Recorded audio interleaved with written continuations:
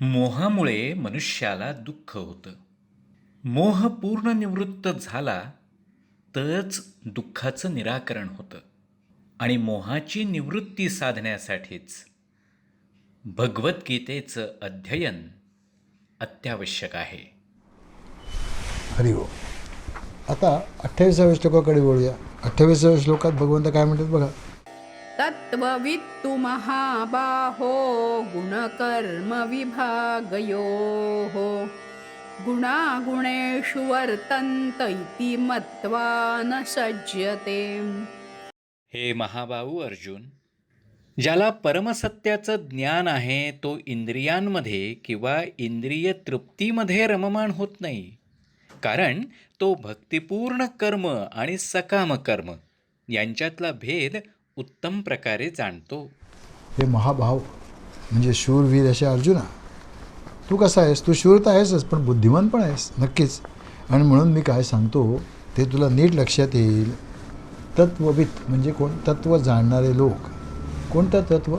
अर्थातच गुणकर्म विभागयो हो, गुण आणि कर्म यांचा विभाग जाणणारा ज्ञानी माणूस जाणतो.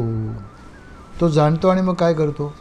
गुणागुणेषु वर्तन्त इति मत्वा, सर्व गुण गुणामध्येच वावरत असतात हे जाणून न सज्जते, त्यात अडकत नाही किंवा त्या गुणांनी प्रभावित होत नाही.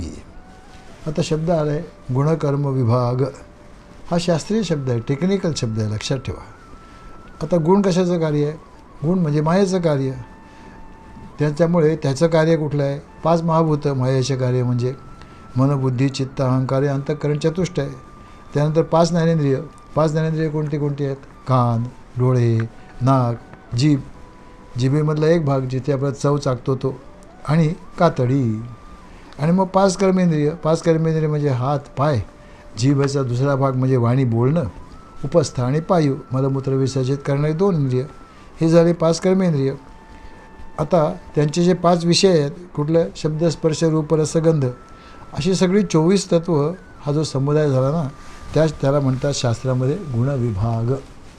आणि त्याचा जो परस्परांशी होणाऱ्या ज्या क्रिया असतात, कर्म असतात, त्याला म्हणतात कर्मविपाक, कर्मविभाग असं म्हणतात. आता हे तत्व जो जाणतो म्हणजेच काय जाणतो? की सर्व गुण किंवा गुणविभाग सगळी कार्य घडवून आणतात.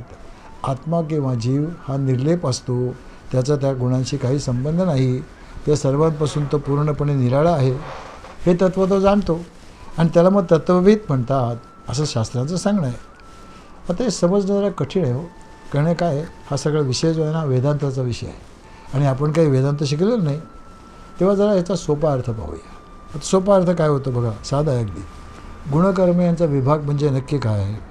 पहिलं म्हणजे कोणत्या क्षणी आपल्यामध्ये कोणता गुण प्रबळ आहे हे जाणणं. हे अतिशय महत्त्वाचं आहे. काय होतं बघा ना, कधी कधी आपण सकाळी वेळेवर उठतो आणि काही करू लागतो. थोड्या वेळात काय व्हायला लागतं?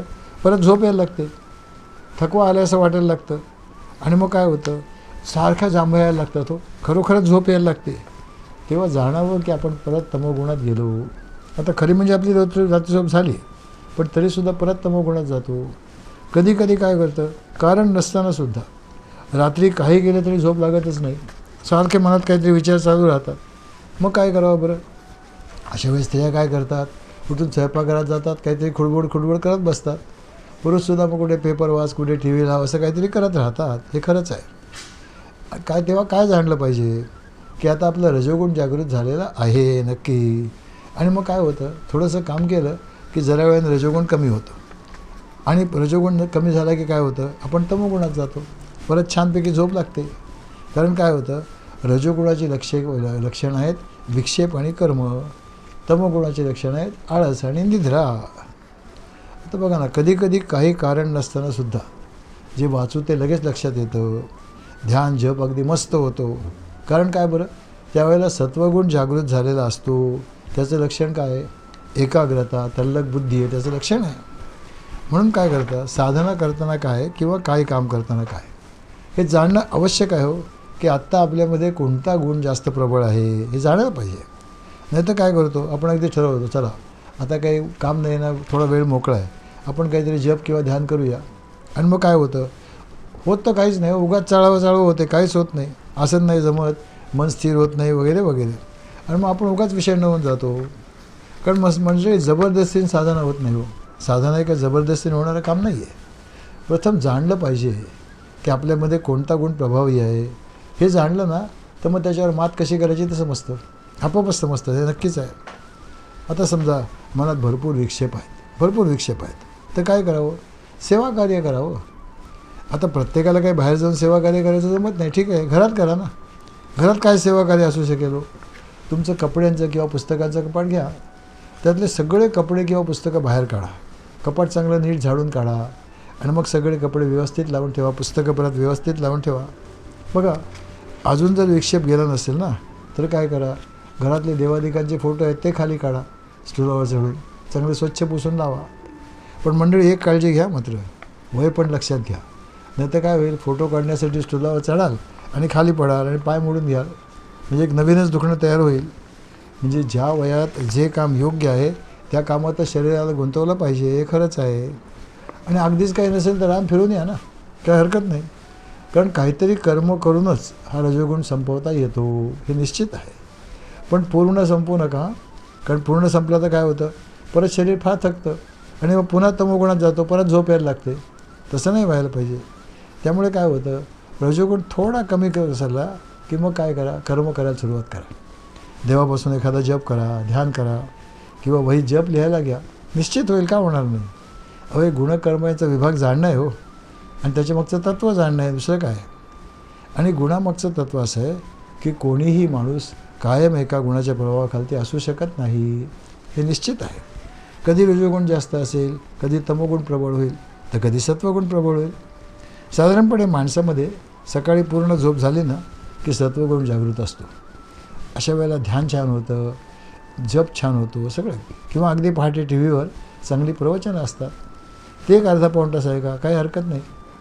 पण काय होतं, ध्यान काय, जप काय किंवा प्रवचनं काय, सामान्य माणूस फार फार तर अर्धा एक तास ऐकू शकतो, अर्धा तास करू शकतो. त्यापेक्षा अधिक केलं तर काय होतं माहिती आहे, सत्वगुणातून पुन्हा तमोगुणात जातो आणि मग झोप यायला लागते. म्हणून हे सर्व फक्त अर्धा पाऊण तास करावं, लगेच उठून फिरायला जावं किंवा काय करावं, घरकामाला लागावं, म्हणजे मग रजोगुण जागृत होतो. हे का सांगतो लक्षात घ्या. काय माणसं काय करतात, सकाळी उठल्यापासून टी व्हीवर एकामागून एक कीर्तनं प्रवचनं ऐकत राहतात.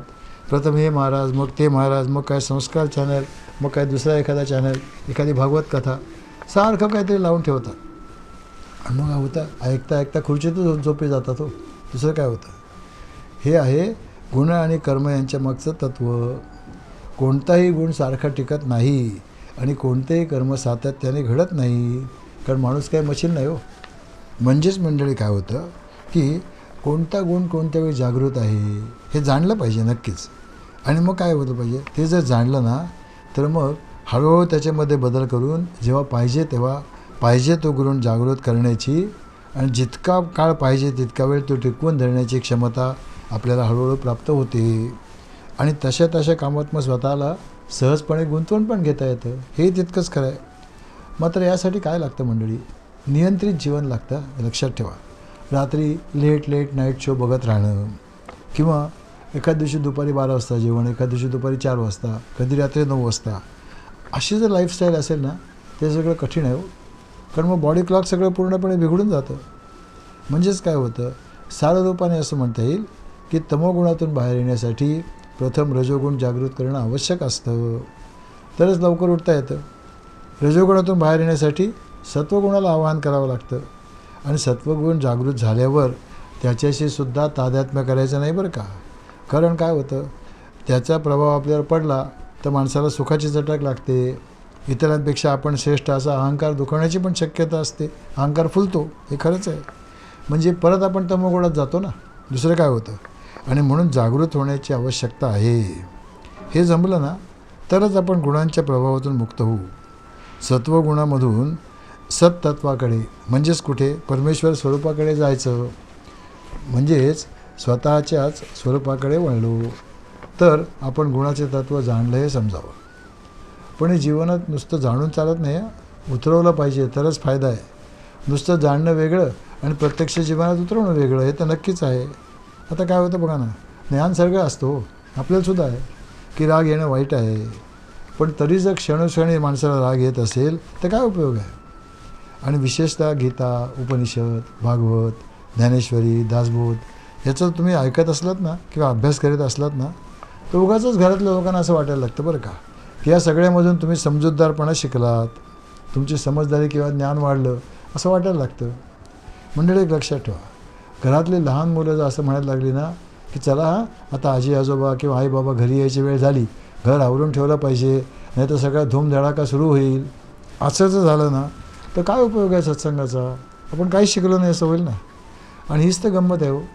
तुम्ही एखादा सिनेमा पाहून आलात ना तर घरातल्या कुणाची अपेक्षा नसते की त्यामुळे तुमची समजदारी वाढली, बिलकुल नसते. पण सत्संगी माणसाकडून ही अपेक्षा जरूर असते की बहुतेक सत्संगामुळे तो अधिक समजदार झाला असेल असं वाटायला लागतं. आता भगवंत सांगतायत की नुसतं तत्ववित होऊन तत्त्व जाणून, कसलं तत्त्व? गुणाचं तत्त्व. गुण आणि कर्म यांचा विभाग हे तत्त्व नुसतं जाणून नाही चालणार. गुणागुणेषु वर्तन्त इति मत्वा, गुणांचा आपसात व्यवहार चालू आहे जाणून गुणांच्या आसक्तीतून बाहेर येण्याचं सूत्र काय आहे? गुणागुणेषु वर्तन्त. पण मंडळी या सगळ्या वेदांताच्या गोष्टी आहेत. म्हणून काय करा, जरा लक्षपूर्वक ऐका बरं का. काय असतं, आपलं जे अनुभवाचं क्षेत्र आहे ना त्या अनुभवाच्या क्षेत्रात 3 गोष्टी येतात. कोणत्या कोणत्या? एक तर अनुभवाचा विषय, तो अनुभव ज्याद्वारे आपण ग्रहण करतो ते आपला अनुभव घेणारं इंद्रिय, आणि तिसरी असते त्या इंद्रियाचा त्या विषयाशी होणारा संपर्क. समजा एखादा वाटीमध्ये छानपैकी पेढा घेतला, त्या पेढ्याचा अनुभव आपल्याला केव्हा येतो? जेव्हा तो आपण उचलतो आणि आपल्या जिभेवर ठेवतो. आता जिभेच्या टोकाला काय असतं? जिभेच्या टोकाला स्वाद देणारी बड्स असतात, टेस्ट बड्स असतात. त्यामुळे ते जे इंद्रिय असतं त्या इंद्रियामार्फत मनबुद्धीकडे पोचली म्हणजे वाह काय मस्त आहे असं वाटतं. हा अनुभव आहे. आता हा झाला तुमच्या माझ्यासारख्या अज्ञानी माणसांचा अनुभव. ज्ञानी माणसाचा अनुभव काय असतो? तो तत्ववित आहे हो. त्यांनी गुण आणि कर्म यांचा विभाग जाणला आहे. त्याचा अनुभव असा आहे की पेढा ही एक तमोगुणी वस्तू आहे, कारण तो जड आहे आणि ते तमोगुणाचं कार्य आहे. आणि स्वाद घेणारी जिव्हा की तिची स्वाद चाखण्याची जी क्षमता आहे ते सत्वगुणाचं कार्य. त्यामुळे त्या दोघांना एकत्र आणण्याचं कार्य करावं लागतं. काय ते कोण करतं? हात. आता हात हे काय आहे? कर्मेंद्रिय आहे, त्याची क्षमता आहे रजोगुणाचं कार्य आहे.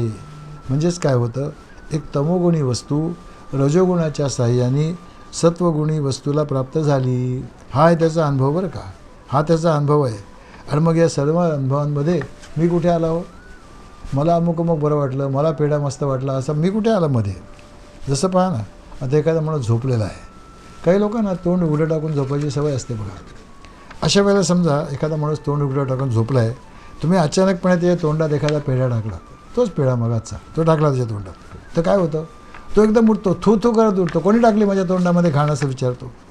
का बरं? कारण त्याला पेढ्याचा अनुभवच नाही आला. का नाही आला? कारण त्याची सगळी इंद्रिय त्यावेळेला गाढ झोपेत होती. त्यामुळे साहजिकच काय झालं, अज्ञानाच्या प्रांतात इंद्रिय असल्यामुळे त्याला चुकीचा अनुभव आला. हे निश्चित आहे. ज्ञानी माणसाला असा चुकीचा अनुभव नाही येत, त्याला कधी चुकीचा अनुभव नाही येत. कारण तो हे जाणतो. काय जाणतो? तो हे जाणतो की जेव्हा तमोगुणी वस्तूचा सत्वगुणाशी संपर्क येण्यासाठी रजोगुण जागृत करावा लागतो. आणि म्हणून तो अशा अनुभवाने विचलित नाही होत, जराही होत नाही, प्रभावित होत नाही आणि त्यात आसक्त पण होत नाही. हे निश्चित आहे. गुणागुणेषु वर्तन्त इति मत्वा न सज्जते असं भगवंत सांगतायत. काय असतं मंडळी, कशामध्ये आसक्त न होणं, विषयाशी आसक्त न होणं, कर्माशी आसक्त न होणं किंवा व्यक्तीशी आसक्त न होणं म्हणजेच जीवन हा सुखकारी प्रवास होतो. अतिशय सुखदायक प्रवास होतो. आपण कायम मस्त राहतो. कोणी आलं वा वा, कोणी नाही आलं वा वा, ठीक आहे. गोपालकृष्णांसारखं व्हा ना. अहो एका ठिकाणी गोपालकृष्णांचं वर्णन करताना नवनीताची उपमा दिली.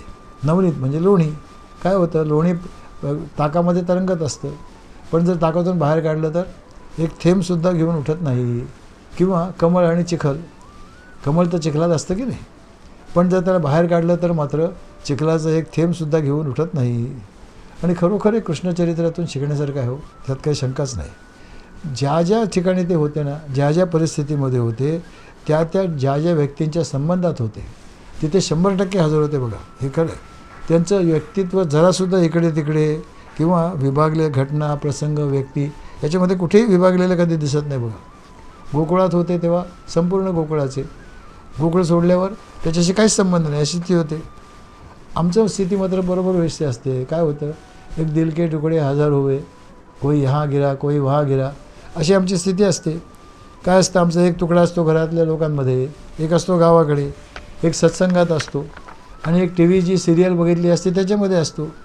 आणि म्हणून मग आम्ही सारखे विचलित राहतो, सतत विक्षेपित, सतत घालमेल चालूच असते. हे तर अगदी सत्य आहे. आणि जी व्यक्ती ज्या ठिकाणी आहे ना, ज्या प्रसंगामध्ये आहे, ज्या परिस्थितीमध्ये आहे, ज्या व्यक्तीबरोबर आहे, तिथे जर 100% उपस्थित असली ना, तर अशा व्यक्तीबरोबरचा सहवास सगळ्यांना हवा असा वाटतो, सगळ्यांना. आणि म्हणून तर बघा ना, आपल्याला संत सहवासाची आवड असते आणि म्हणून आपण त्यांच्याकडे जातो. आता ते कसे असतात, ते काहीही करीत असले तरी त्यांचं लक्ष केवळ भगवंताकडे असतं. त्यांचं वर्णन भगवंताने असं केलं आहे बरं का, सर्वथा वर्तमानोपी सयोगी मयी वर्तते. ते कायम माझ्याजवळ असतात. आणि मंडळी खरोखरच म्हणूनच त्यांचे संकल्प हे सत्य संकल्प असतात, हे निश्चित आहे. सतत 100% जो माणूस उपलब्ध असतो ना, त्यालाच म्हणतात भगवंताची प्राप्ती. कारण भगवंताची प्राप्ती फक्त वर्तमान काळात होते, लक्षात ठेवा, भूतकाळात नाही आणि भविष्यकाळात नाही. मग साधना काय हो, आसक्त न होण्याची साधना, सतत वर्तमानात राहण्याचा प्रयत्न करणं. आणि मग काय होतं, भूतकाळात जे काही घडलं, गोड वाईट आठवणी, त्याचा त्याग आपोआप होतो. भविष्यात कसं होईल, काय होईल, या चिंतांचाही त्याग आपोआप होईल. आणि जो केवळ वर्तमानात असतो ना, त्याच्याकडूनच आसक्तीचा त्यागसुद्धा होऊ शकतो, हे निश्चित आहे. याच्यावर अजून बराच विचार करायचा आहे, तो आपण अर्थातच पुढच्या प्रवचनात करूया. हरिओम.